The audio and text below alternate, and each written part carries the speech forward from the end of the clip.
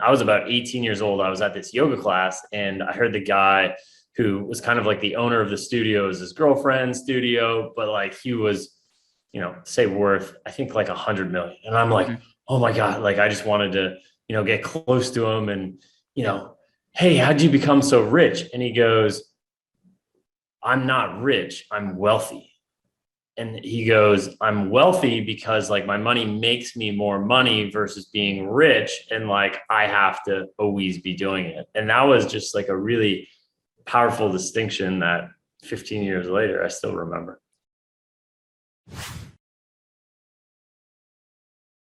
Gordon, welcome to the BetterWealth podcast, my friend. Caleb, I really appreciate you having me on and have admired what you have been creating from close and afar.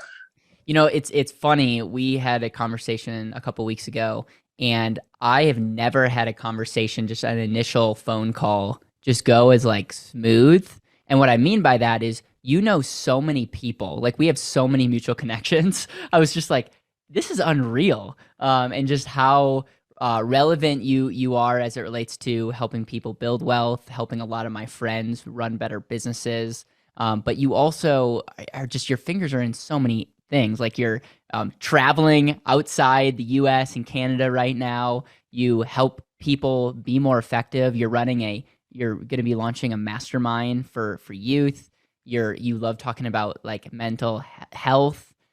Literally, I think I could just spin a wheel, talk about a random subject, and we could talk and have a really engaging conversation. So overall, man, for those of people that don't know who you are, your story, why don't we give a little bit of background? This is the Better Wealth podcast, so I want something to do with helping people live more intentionally, help them with their wealth. But as you and I both know, wealth could be your health, it could be your actual money, it could be in how you show up, it could enhance your cash flow, and so I'm really open minded. How's that for an intro? I appreciate that, Caleb. And I do love our mutual friends and how you show up in the world. So, a little bit about me. Originally from Canada, was kind of like the star athlete, a student, and decided to go down the path of drugs. And that was a rather interesting 3 years, which culminated in dropping out of college on a golf and academic scholarship. And so just like really like what I took from that, I ended up getting sober like just before my 22nd birthday. And just like, it's amazing how these little decisions compounded annually will like change our life. And, when I first started using substance, I was like, oh no, I'm never going to become a drug addict. That only happens in movies and Yeah. in like, rough neighborhoods. And so, here I was this upper middle class kid and really went down a destructive path. So, really what I want to like, take from this is, it's those little decisions, right? And they can compound annually. Yeah. And, we never know how our actions affect others and how we can show up, as a better version of ourselves. And, back to some of our mutual friends, I've had the opportunity of speaking around the world and doing some really cool things and, meeting some really cool people and becoming friends with really cool people. And just, one of the things back to like, living intentionally is always, how do we deliver value? How do I deliver value in this conversation? How do I deliver value for your audience? How do I deliver value to the server at the restaurant? Right. Totally. If you had a business card, what would the one sentence be if you had to summarize what you do? Yeah, I connect and empower genius creators building the future. Wow, guys, I did not script that ahead of time. I didn't give him that under the table. That came from you just being that good of a communicator. Dude, I really appreciate you being on here. One of the questions that I want to go just delve into right now is, when did you hit the end of your rope? I think for each person it's different. Some people, they wake up and they're not maybe an addict, but they're just unhappy and they've been coasting for 10 years. And others have literally had a near death experience. So it's like, what is your story? And then how do you translate that into helping people wake up and start like living our one life well? Yeah. So my rock bottom was like a culmination of 3 weeks. It was just I spent my 20th birthday in jail. I was almost beaten to death and I was homeless, right? So it's like 3 weeks. It seemed like everything could go wrong. And in my mind, I'm like, oh no, I'll figure this out. This isn't that bad. We can like put this together or this together. And so like my rock bottom was really intense. But the definition I love for rock bottom, Caleb, is the moment that we decide to change. I like it. So that could be a Friday afternoon at 3 o'clock going, you know what, I'm over this. I've listened to 100 episodes of Caleb's podcast and now it's finally time to take action on that. Right. I like that. I like that. So another way to say that is when you hit rock bottom, say that one more time. So rock bottom is the moment that you decide to change. I like it. I like it. So it could be really intense or it could be really easy, but just, we might decide to change many times a day. Yeah. And, how do we do that? And this, I apologize if this is not relevant to what we're talking about, but my grandpa, who's now deceased, he was a smoker for most of his life. And he had a moment where he quit cold turkey because he was in the hospital. I don't know why he was in the hospital, for if it was smoking related or if it was just something else related. And he saw somebody smoking through a tube. And I think for him, that was the moment that he said, something's got to change. I love that definition because a lot of times we get emotional about it and we think like, oh, this is just for, again, we like go way, welcome to America. We're the country of extremes, it's like way over here. But at the end of the day, I think there's so many people that are starting to wake up and saying, wow, something's got to change. I love that. I'm going to give you credit and then eventually steal that from you, man. I love that. Just steal it. I love how that can translate. So let's talk about the world that you're living in, and just like you coach a lot of people. You coach a lot of people that I know. What are some of the things that are just common that come up when it comes to just saying like I know this is like a very general question, but it's like, hey, I want to live more intentional. I want to become wealthier. I want to I want more out of life. What are some of the questions that you're asking, and what are some of the paths that people are taking that are common right now with high performers? Yeah. So one of the questions I'm always asking is like, how does this make you feel? Yep. How does this make you feel? How does this make you feel? And really diving into the beliefs, because there's always some kind of belief that has us acting the way that we are, and to really be able to, separate like the belief from who you are. And it's a really powerful distinction. But when we can get out of our heads and out of our experiences, and it's just like getting that fresh perspective, right? Like I'm sure you have coaches and mentors and you sit with them and you're like, oh my gosh, I never even thought of that as a possibility. And it's easy to get wrapped up in the like go, go, go, go, go versus, okay, let me take a pause, take a step back and reframe everything. When it comes to building wealth, what is your definition of that? And what are some of the things that you've learned in just your own life as it relates to, building, keeping wealth? My definition of building wealth, I would almost say it's like building experiences. Yeah. Is really for me extremely wealthy. I really look at my relationships as my wealth, and obviously money coming in and going out, and how do we be strategic as we continue to evolve and grow and become wealthier. And the way that I look at this is kind of like an interesting story. I remember I was about 18 years old. I was at this yoga class and I heard the guy who was kind of like the owner of the studio, his girlfriend's studio, but like he was, say worth, I think like 100 million. And I'm like, oh my God, like I just wanted to, get close to him and, hey, how'd you become so rich? And he goes, I'm not rich, I'm wealthy. And he goes, I'm wealthy because like my money makes me more money versus being rich. And like, I have to always be doing it. And that was just like a really powerful distinction that 15 years later, I still remember. Yeah. So being wealthy is your wealth as an asset is working for you, whether you're working or not. And I think a lot of times when we think of rich, we think of high consumption and high income, and that's a treadmill that a lot of people can never get off. It's interesting when you look at a lot of people that come work with us, the high income earner, doctors, lawyers, they sometimes are in a worse position because they're making a lot of money, but their lifestyle is so inflated, and a lot of people would see them the second home, the cars, and be like, wow, like they're rich, but at the end of the day, they're stuck. And it's just interesting perspective. I love the definition of wealthy versus rich.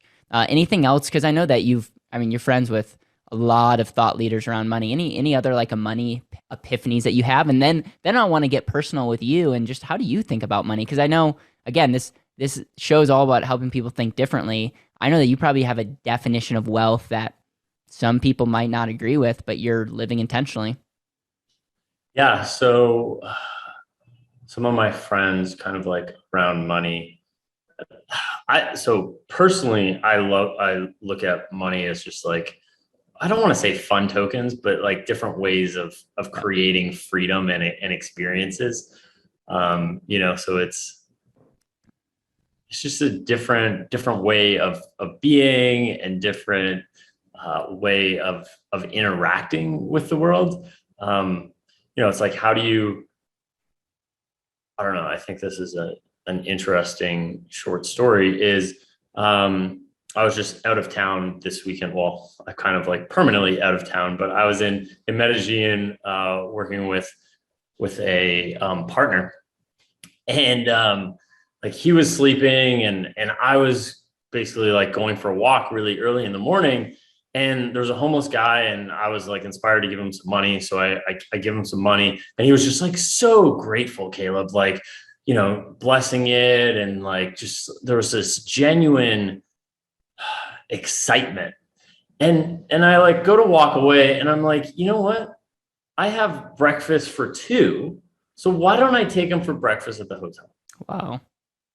And it just led to, this was something like I've already paid for. So it's not really like additional money coming out. Right. He spoke no English. I speak basically no Spanish.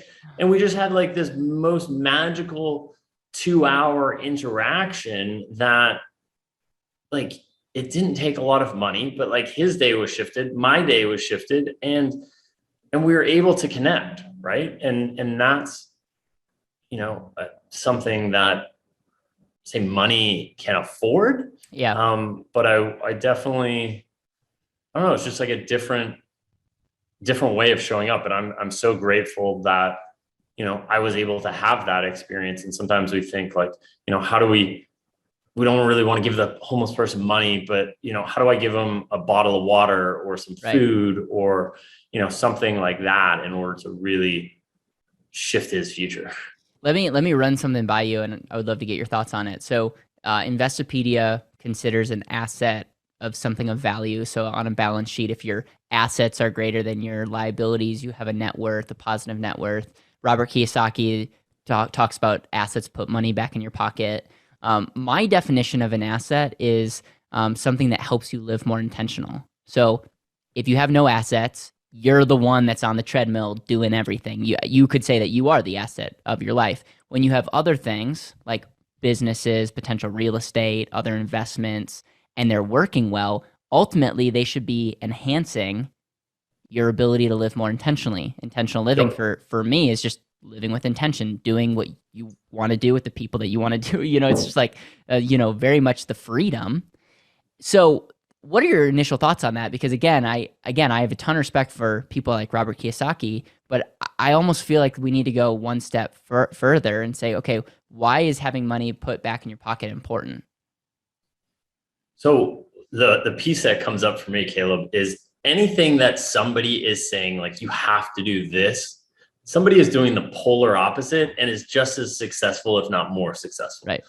Which it's very like, everyone does. It's so easy to make blanket statements, yet very, there are no really blanket statements other than, well, and even some could argue like we're all humans, right? Like some could argue that, there's aliens amongst us, or whatever that looks like. And so how do we, like you say, how do we live intentionally? How do we, Right. create our own philosophies? Well, and it makes us value certain things. Like another framework that I teach is an asset-based activity.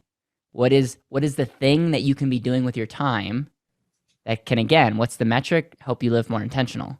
So by me speaking to you right now, not only are we, recording it and it's going to have a bigger impact than just you and I talking, but this activity is multidimensional. And so it's just one of those things where if I could get everybody watching this or listening to our show to start thinking about being intentional with every moment. The reason I love the intentional living is intentional living for you looks different than it looks for me.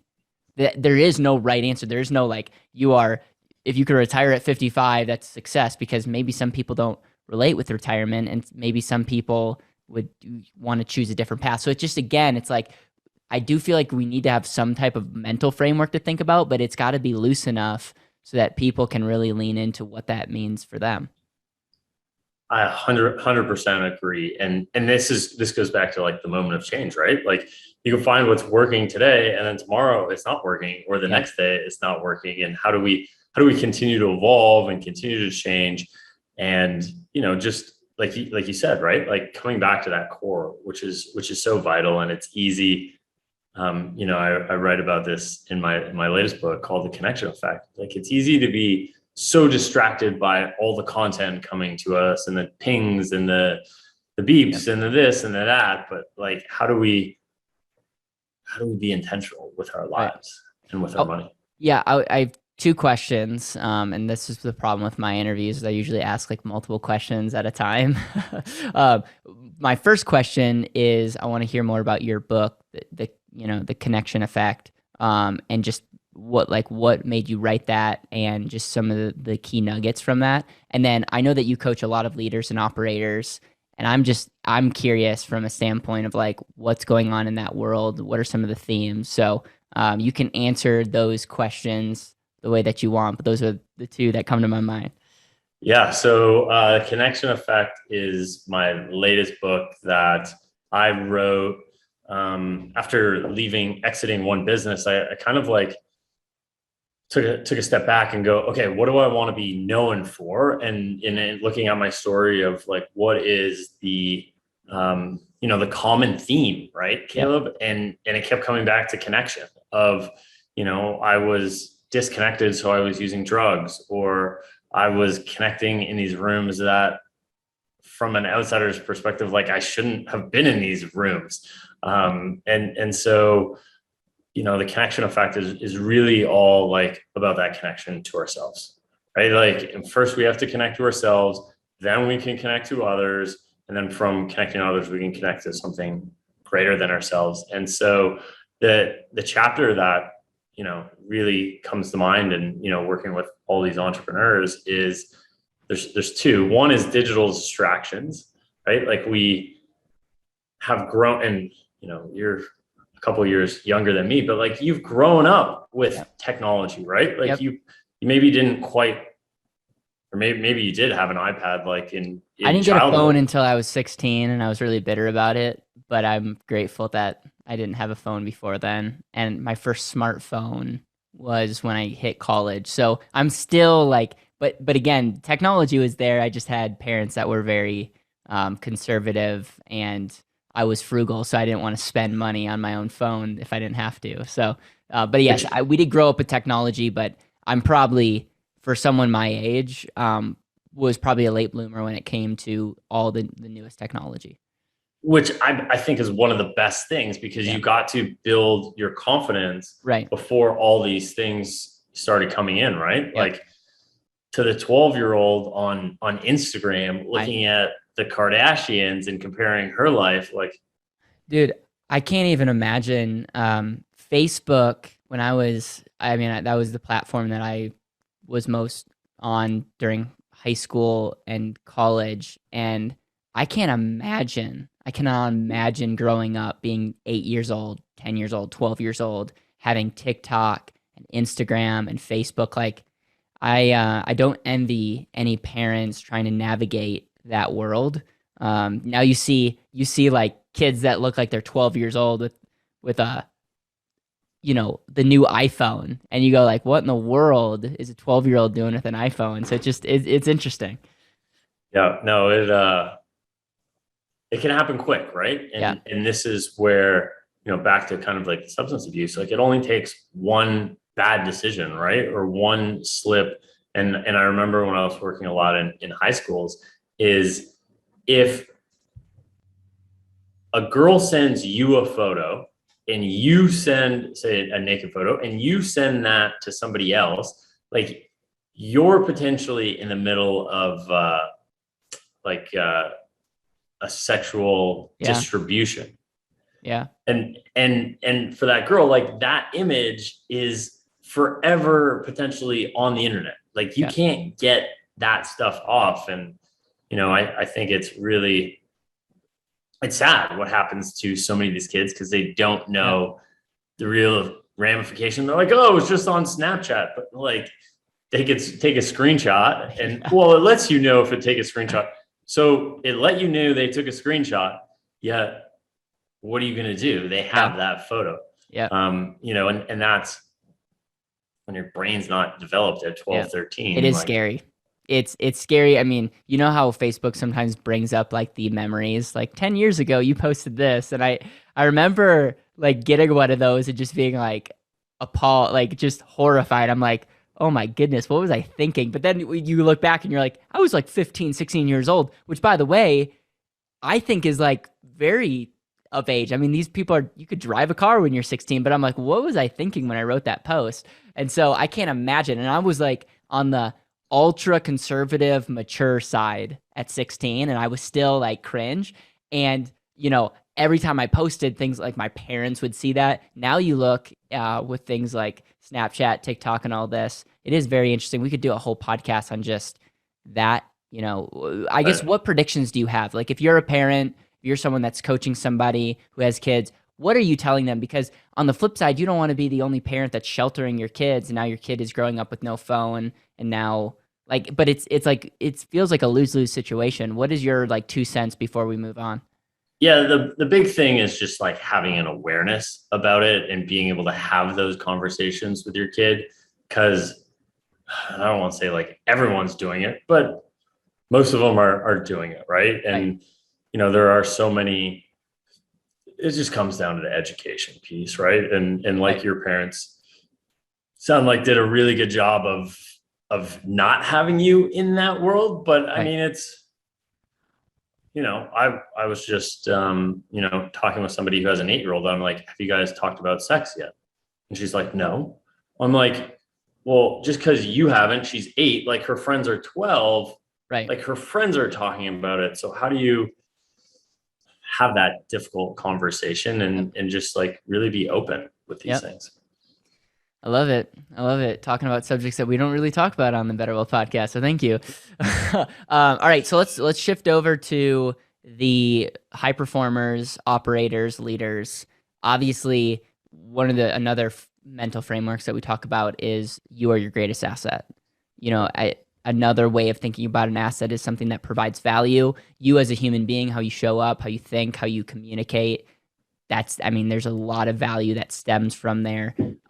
What, as someone who coaches and is present to those type of people, what are some of the key secrets you could say that you've learned, some of the key questions that you ask, and just helping people up level their ability to communicate and lead? Yeah. So a really good question is just like, back to the one thing, right? Like, what is the one thing that you can do today that's going to move the needle, right? Yep. Like, who's the one conversation? Who's the one person that you can connect with? What's the one problem that you could solve? But really, basically, like you've hit it on the head, right? Like being really intentional. And the guys that I work with that are the most successful, like are super intentional, right? Like Yep. they're gonna say no a lot. They're gonna push things off their calendar. They're gonna, Yep. work with their family. They're gonna, be strategic about certain things. And Yep. What are some another trend is, I think an interesting thing that comes up is workaholism. Because it's easy to go 24/7, 365, especially now with Yep. technology. And so one of the things that I'm always trying to work with is, okay, what are your downtimes? How are Yep. you recharging? How are you rethinking about things? How are you, being more intentional with your time, and cutting out the filler stuff? Yep. Yeah, I can relate with that, and I think sometimes being an entrepreneur, you don't know like because you're like being the pioneer, you're cutting down the forest. You don't know when is enough, and I don't mean that from a standpoint of like oh you're good, you get a star, but you're like genuinely like workaholism comes from not having clear scoreboards or knowing what we want. That's the other thing. It's like going back to the money side is if you don't articulate where you're actually going, then you could be saving, investing, you could be doing things that are not rational, but you have nothing to measure. So you don't know if it is or not. And so I just can't stress enough the importance of thinking with the end in mind. And would you say that that principle just is relevant whether you're a leader trying to be a better communicator, being a better spouse, being a better parent, being building wealth, like having really good understanding of like what's the point in doing this? Yeah, no, I mean, great points, and so true, because it is easy to get off kilter, right? And Yeah. it is easy to get distracted. And how do we come back to our true north, right? And Yep. create. And this is why I named the new community Genius Creators, is because we're all genius at something, Yep. I like it. and it's our job to find that genius and share it with the world, right? Yep. Like, you're absolutely genius at looking at people's financials and helping them create game plans, right? Yep. Like, and connecting with people, like that's your genius. Okay, cool, like let's Yep. build some opportunities around that. And that's like the second piece is create, right? Like, we all get to create life and create whatever it is that we desire. So All right, so I know that you're working on a new book, and I know that it's going along with like a new mastermind network that you're creating. Do you want to delve into what that is all about and the genius behind that? yeah. So the new book is really interviewing some of the top thinkers on the world that are 35 and under, right? And being able to have conversation with them around like what they define as success, as well as some of their like non-negotiable daily practices, which is, as you know, working with such successful people, it all comes down to the day to day. And the back end of that is really like a community where, a mastermind of some of the brightest minds coming together to solve some of the biggest problems and share their wisdom and share their experiences, so that, I really look at it as, and when I was starting as an entrepreneur at 26, like, I really wish this community existed. And a lot of the communities that I'm in now, it's like I'm the youngest person in the room by 20 years. Like, how do we be, really create that community to foster shifts and changes in the Yep. world?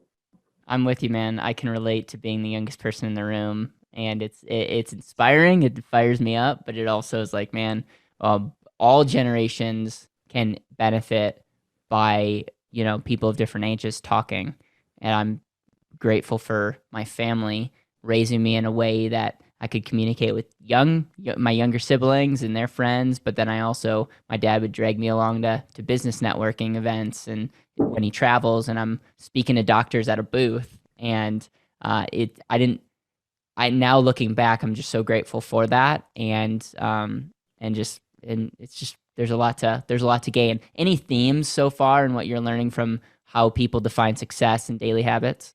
I would say, just like, it's not always about money. Yeah. We might think success is all about money and cars and this and that, but like sometimes it's just being happy, Yeah. being at peace. I The Yeah, I think that message is going to become more and more popular. I'm starting to see trends and themes of people like, oh, my parents, all they did was work to have money for what? They almost like worked for the money. And I'm seeing a generation come up where it's like it's the status is really the experiences that you have. And we'll see if that also can be damaging if it's all focused on that, and people don't value what the dollars can be now and in the future. But any thoughts on that? Well, and that's like, exactly what you're saying. Like, how do we live in the present yet also like still plan for the future? Yep. And that's, well, we got guys like you helping us with, Shameless plug. because it is easy to just be totally in the present and not thinking about the future. And then it's easy to be too far in the future and you're not enjoying the present. So, Gordon, is there anything else that you're present to right now that you're just, that's on your mind in just the world that you're in? I think one of the aspects is kind of like travel and travel restrictions. And it's on my mind. Try not to give it too much energy, but it's a little disheartening. Have you lost any speaking gigs because of travel and like what is, I mean, this podcast is not going to release right away, but obviously we live in a very uncertain world. And the cool thing is whenever this does get released, people will still be able to relate, because I don't see the light at the end of the tunnel quite yet. Anything from a standpoint of just like, has this highlighted something in just humanity for you, or is it more so just like the logistics of getting to the States or speaking at the next gig? Yeah, I mean, part of it's just the straight logistics, right? Like the COVID test, the not COVID test. Like, I've gone from, say, Portugal to Sweden, and like had to create documents in the airport sort of thing. And they say you need one thing, and then you get to the airport and it's like you learn, like when I went from Sweden to the US, and like the regulations in the US is like a PCR test within three days, right? So I have that, and then I get to the airport and they're like, where's your second test? And I'm like, what are you talking about? Well, you're flying through Amsterdam, so you need one within 24 hours. So I have to like run around the airport and get a second test. So just like stuff like that. And, how do we, I think kind of like at the end of the day is how do we have more compassion for our fellow humans? And we're all struggling with something. Yeah. And how do we, just have compassion for each other and be able to, one of the newer frameworks is like, first we have to connect with ourselves, right? Like we connect with ourselves, we can connect with others, and then have compassion, right? Yeah. Like I need to have compassion for you. And if I have compassion for you, I can understand your perspective instead of saying like, oh my God, I can't believe you're thinking this. Like, you're a really smart person. Help me understand your reasoning and your thinking here. Yep. Which is the compassion. And then from there we can collaborate, which is, obviously all that we're doing here is like, okay, how do we collaborate? How do I help you get more clients? And vice versa. And then from there we can create, the new future or whatever it is we decide to create. So, I really love this framework now because we're struggling with the compassion, right? So how do we connect? How do we have compassion? From compassion, we can collaborate. And in order to collaborate, we can create, because, no one's going to solve this problem. And this is on our last call was like, everyone could be talking about finances. Right. There's still going to be opportunity, and you can partner with big people in the space and there's still opportunity. Right. And, we can create a bigger pie. Yeah. I love it, man. I think just going back to the empathy part, I mean, in a world where it seems like so many people are divided around mandates, around politics, and just by saying that, YouTube's gonna now flag my video. It can create some friction, and I find that if we can just seek first to understand, thank you, Stephen Covey. I feel like a majority of people, there are some crazies on both sides, right? But I feel like majority of people, we're just a few misunderstandings away from really like being on the same page. And, it's just one of those things where I just really appreciate you articulating because I think we all can spend a little bit more time listening and then really seeking to understand before, judging and, speaking death into other people's lives. Oh, it's easier said than done. Yes, I agree. And that's where, it takes change and takes people like us being willing to sit in that uncomfortability. And that's the piece where the true magic lies. Gordon, I appreciate you being on the show. The way that I end all of these episodes is what I call the legacy question. And the legacy question simply goes, if this was your last day on earth and you were with the people that you love the most, you couldn't give them anything like your book or any video that you've done or any of your keynotes, but you had one last conversation with them. What would you highlight in that conversation? I would say just be the change you wish to see in the world. And I haven't necessarily done this as well as I would like, is enjoy the journey. Yeah. I get a C minus for that.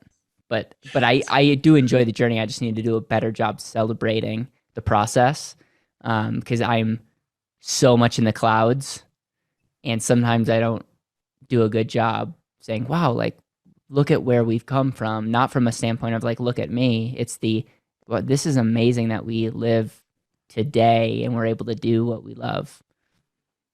Yep. No, it's easy to focus on the destination versus the journey. And, right. How do we be the change we wish to see in the world? How do we enjoy the journey? And just kind of like the final piece is how do we connect? How do we have, deeper, more meaningful connection? And I will say be the change you want to see in the world. It can come across as cliche, but it's very true. Like at the end of the day, it's easy to say, hey, I wish so-and-so, or I wish people would be better listeners. We'd be shocked.